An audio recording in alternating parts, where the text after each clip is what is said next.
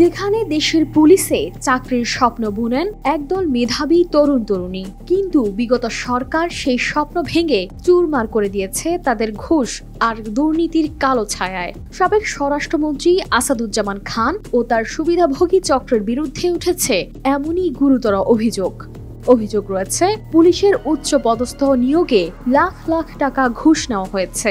Police সুপারের মতো মর্যাদাপূর্ণ পদ পাওয়া যেত 1 থেকে 5 কোটি টাকার প্যাকেজে, আর সাব ইন্সপেক্টর বা সার্জেন্টের পদ পাওয়া যেত 30 থেকে 35 লাখ টাকার বিনিময়ে। যোগ্যতা, মেধা কিংবা দক্ষতা সবই যেন পরিণত হয়েছে অর্থের কাছে মূল্যহীন। এত বড় দুর্নীতির পেছনে ছিল স্বরাষ্ট্রমন্ত্রীর নেতৃত্বে গঠিত একটি শক্তিশালী সিন্ডিকেট।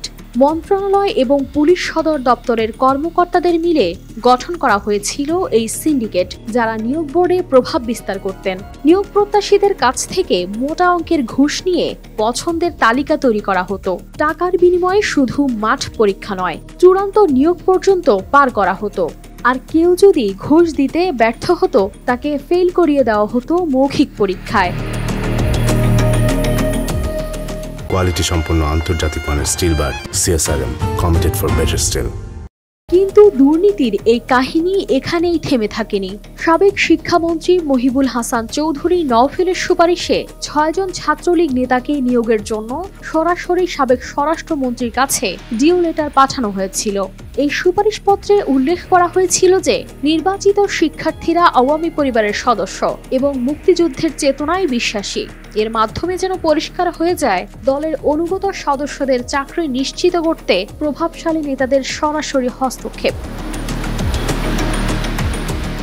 2023 সালের পুলিশ নিয়োগে এই সিন্ডিকেটের মাধ্যমে 820 জন প্রার্থীকে নিয়োগ দেওয়া হয়, যাদের অনেকেই 20 থেকে 25 লাখ টাকা করে ঘুষ দিয়েছেন বলে তথ্য রয়েছে। অভিযোগ রয়েছে এই নিয়োগ পরীক্ষার মাধ্যমে মেধাবী ও যোগ্য প্রার্থীদের জন্য অগ্রহণযোগ্যভাবে ভেঙে দেওয়া হয় তাদের স্বপ্ন। এই 820 জন বর্তমানে 1 বছর মেয়াদী মৌলিক প্রশিক্ষণে রয়েছেন সারদা পুলিশ একাডেমিতে, যেখানে তাদের প্রশিক্ষণ শুরু হয় 2023 সালের 5 নভেম্বর। এছাড়া 2024 সালে নতুন একটি আউটসাইড ক্যাডেট ব্যাচের নিয়োগ বিজ্ঞপ্তি প্রকাশিত হয়েছিল এবং সেই একই সিন্ডিকেট আবারও ঘুষের বিনিময়ে সেই নিয়োগ প্রক্রিয়া চালিয়েছে বলে জানা যায়। লিখিত পরীক্ষায় উত্তীর্ণ হওয়া 3200 জন প্রার্থীর মধ্যে থেকেও একইভাবে বিপুল পরিমাণ অর্থ সংগ্রহ করা হয়েছে বলে তথ্য পেয়েছেন সংশ্লিষ্টরা। প্রাথমিক তদন্তে এসব অভিযোগের সত্যতা নিশ্চিত করেছে একটি সরকারি সংস্থা, যা এরই মধ্যে সরকারের উচ্চ পর্যায়ে প্রতিবেদন জমা দিয়েছে। পুলিশ বাহিনীর নিয়োগ প্রক্রিয়ায় এমন দুর্নীতি ও ঘুষের লেনদেন জাতির জন্য লজ্জার এবং উদ্বেগের কারণ।